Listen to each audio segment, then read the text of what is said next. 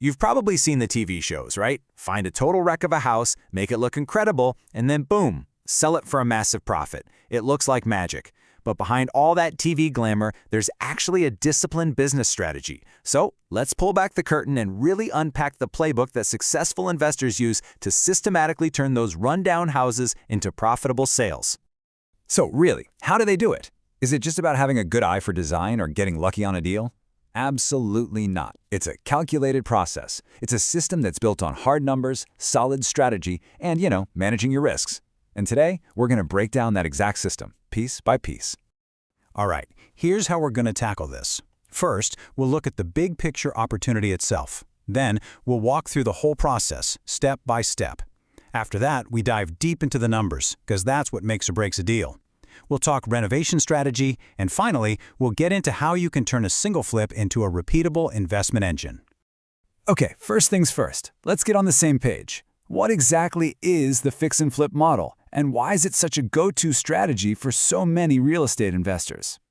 Here's the key thing to remember. This is a short-term, active strategy. We're not talking about buying a place to rent out for the next 20 years. You are buying to specifically create value through improvements and then sell it pretty quickly to cash in on that profit. The entire game is about that transformation. So why would you take on all that work and all that risk? Well, the appeal is pretty powerful. Unlike just buying stocks, with a flip, you're in the driver's seat. Your decisions, what you fix, the colors you choose, where you spend your money, they directly impact the property's final value. And you're creating something that a ton of home buyers are desperate for, a beautiful, updated, totally move-in ready home. Okay, so we know what a flip is. Now let's get into the nitty-gritty, the how. This isn't random. The pros, the ones who do this successfully over and over, they follow a very clear and repeatable blueprint. Honestly, it's kind of like a manufacturing process. First, you source your raw material. That's the distressed property. Then you analyze its potential, you acquire it, you transform it during the renovation, and then you market and sell the finished product. Every single one of these steps has its own challenges for sure, but the process itself, that's your foundation. And now we are at the absolute heart of it. I mean it. You could have the best contractor in the world and the most stunning design ideas, but if you get the numbers wrong, you will lose money, period. This right here is the engine room of the entire operation.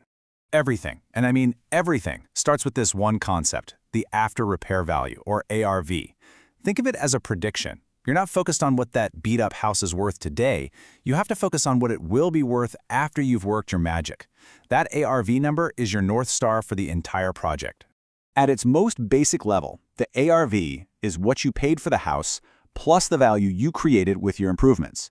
So how do you figure that out? You look at comps. That's just shorthand for comparable, recently sold homes in that same neighborhood that are in the amazing condition you plan to get your house into. That's how you estimate that future value. And this brings us to probably the single most important rule of thumb for making an offer. It's called the 70% rule, and it's basically your safety net. It's designed to protect your profit margin and make sure you've got room for all those other costs, like holding costs, realtor fees, and of course, your actual profit. Let's just walk through how this works, okay?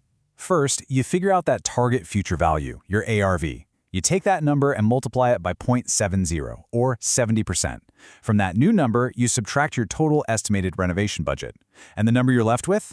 That is the absolute tippy-top maximum you should even consider offering for that property if you want to have a good shot at making a decent profit. All right, so you bought the house, you've got your budget, now the real fun begins. The big question is, where do you spend that money to get the highest possible return? Because let me tell you, not all renovations are created equal. Now this is where a lot of people get tripped up. The things you might personally love, like a swimming pool or a super specific home theater room, those are often total money pits in a flip. They just don't appeal to enough buyers. The big wins, the high return on investment items, are almost always about making the core spaces, the kitchen, the bathrooms, the floors, and especially that first impression with curb appeal, feel fresh, clean, and modern. But of course, it's never a perfectly smooth ride. Every single project has risks. A smart flipper always has a contingency fund set aside for those nasty surprises, like unexpected plumbing issues. They vet their contractors like crazy, and this is a big one, they make sure they don't over-improve for the neighborhood. Putting marble countertops in a starter home community, that's a classic rookie mistake. So you did it. You completed your first flip, and you made a profit. That's awesome. But for the serious investors, the real goal isn't just to do one project. It's to build a system that lets them do this over and over and over again. This is such a critical mindset shift. See, a single flip is just a project. It has a beginning and an end. But a series of flips, that's a business. That's an ongoing engine. The goal is to create a process for finding deals, for funding them, for renovating, and for selling that you can just repeat, creating a predictable stream of income. And one of the most powerful strategies for building that engine is something called the BRRRR method. It stands for buy, rehab, rent, refinance, and repeat. Now here's the twist. Instead of selling, you rent the property out. Then you go to a bank and refinance based on its new, higher renovated value. This lets you pull most or sometimes all of your initial cash back out, which you can then use to go buy the next property. It's like a revolving door for building a rental portfolio. So, there you have it. We've gone over the opportunity, the step-by-step process, the renovation strategy, and even how to scale it into a business. But you know, it all comes back to the numbers. So with this playbook in your back pocket, the next time you see a for sale sign on a fixer-upper, what's the very first calculation you're going to make?